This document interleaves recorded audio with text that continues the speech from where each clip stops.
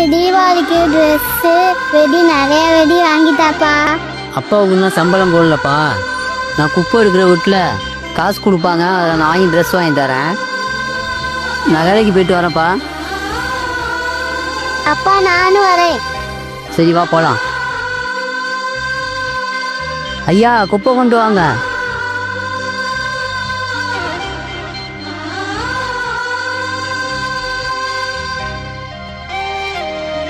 ஐயா தீபாவளி வருது, ஏதாச்சும் செலவுக்கு பார்த்து கொடுங்க ஐயா.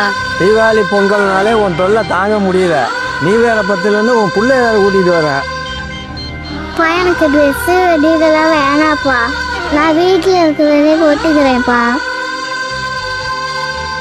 நேவ் இங்கே வாங்க, இந்தாங்க இதை தீபாவளிக்கு வச்சுக்கோங்க. காசு கொடுங்க. இந்தாண்ணே சின்ன பிள்ளை வச்சுருக்கீங்க, தீபாவளிக்கு நல்ல ட்ரெஸ் எடுத்துக்கொள்ள. சரி.